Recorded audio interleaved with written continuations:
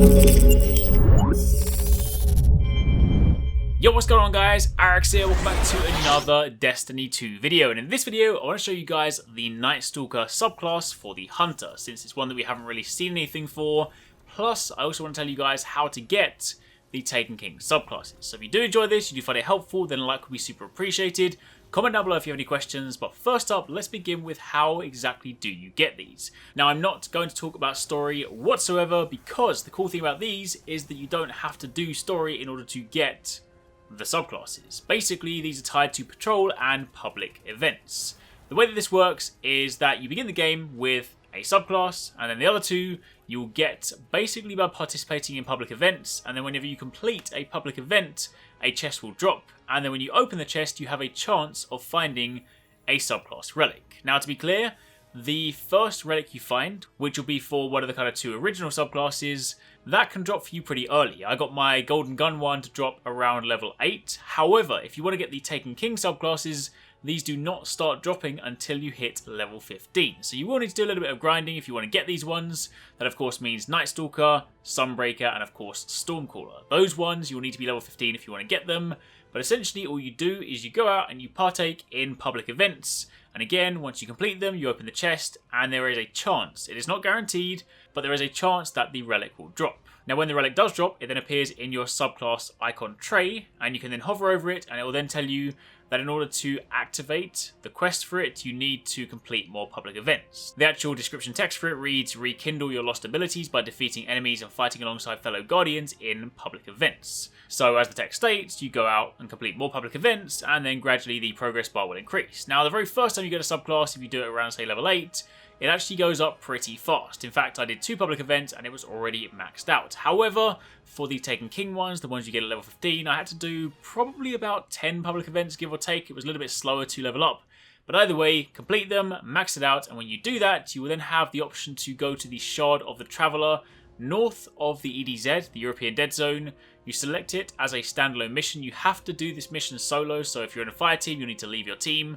You go there, complete the mission, and upon doing so, you will then get the subclass. And it's really that simple. So in summary, do public events, hope the relic drops, level up the progress bar by doing more public events, and then complete the Shard of the Traveller quest. And that, my friends, is how you get the subclass. The cool thing about it though, is that the upgrade points you've been earning by leveling up and doing adventures, they are not tied to a particular subclass. So let's just say you started the game as an Arc Strider, as I did, and you earn, say, 12 upgrade points. If you didn't spend those and you then unlock the Nightstalker, you can straight away spend those on the Nightstalker and max out the tree, which is exactly what I did. I knew that I liked the Arc Strider, but I knew that ultimately I was going to play as the Nightstalker, so I didn't spend many points to begin with, and then the second I got Nightstalker, I just maxed out the entire tree.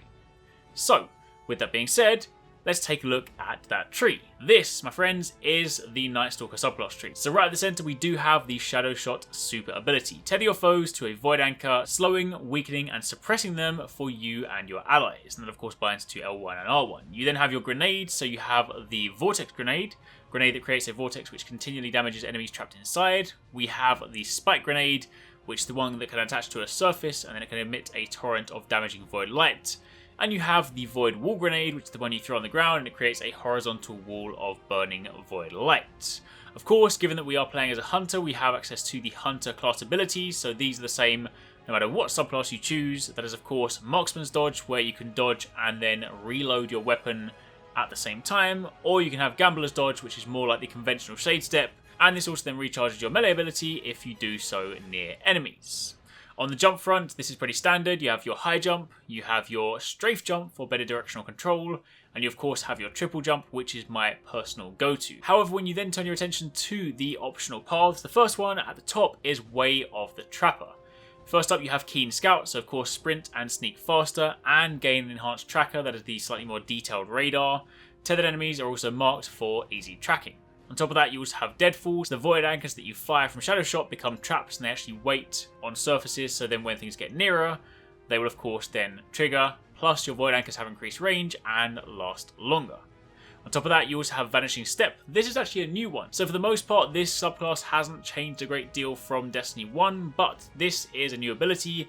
Vanishing Step makes it so that after a dodge, you then go invisible for a short period of time, which is kind of handy because, of course, your dodges aren't so frequent these days. You know, they are class abilities now as opposed to before where you could just shade step pretty much all the time. So with that in mind, knowing that you could then go and dodge into like a reload into invisibility could be kind of handy. Might be useful for getting out in a pinch. On top of that, you also have Snare Bomb, where you can throw a smoke bomb from a distance, and then the smoke bomb sticks to surfaces and detonates when enemies are near, slowing and disorienting them. So that is, of course, the kind of poison smoke from old. Alternatively, you have the bottom path, which is the way of the Pathfinder, and this is probably going to be my main go-to one. Of course, at the very top, you have Vanishing Smoke, which is the staple for a lot of the Nightstalkers. It is incredibly useful in PvE, and it's definitely going to be a useful thing to have in the raid. You, of course, throw your smoke bomb from a distance, and this then turns both yourself and your nearby allies invisible. So it's great if you need to heal someone, if you need to kind of like make a move without being spotted, then it is very, very useful to have. Of course, on top of that, you also have the Mobius Quiver, where you can fire Shadow Shot multiple times in rapid succession, and of course Shadow Shot deals massive damage against tethered enemies. On top of that, you also have Heart of the Pack, where killing tethered enemies creates orbs of light and increases your mobility, recovery and resilience for you and your nearby allies. And then finally, you have Lockdown, where grenade effects last twice as long, allowing for stronger territorial control and increased damage potential. So while admittedly I've never really been a fan of the kind of triple tether, I typically prefer the single one with the longer reach of old, but this is definitely the better path in my opinion. I definitely prefer Smoke Bomb, plus of course all the kind of orb generating and team focus utility down here. So that is the Nightstalker. That is of course the one that they haven't really shown up until now, mainly because of course Arekkz was the new one, Gunslinger was of course from the staples, and this one hasn't changed a great deal.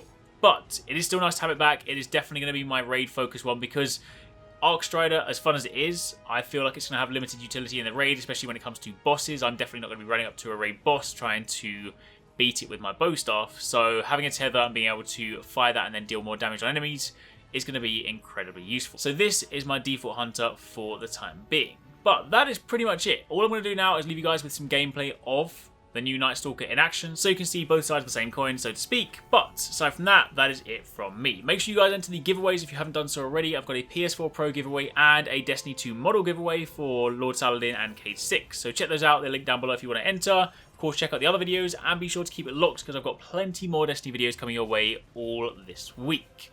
Thanks again for watching. Take it easy. Catch you next time. Peace out.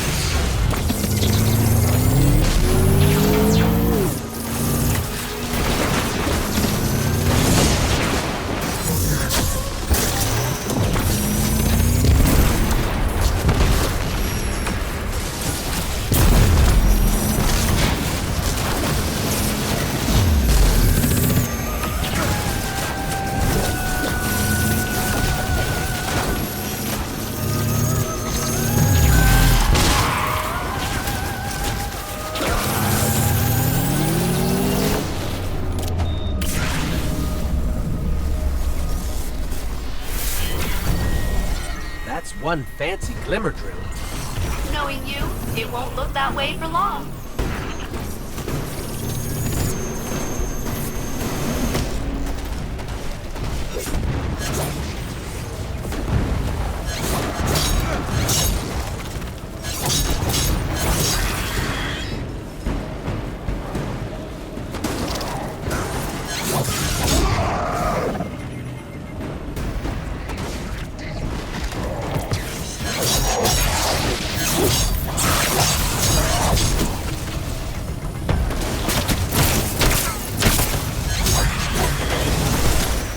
Heading for another site.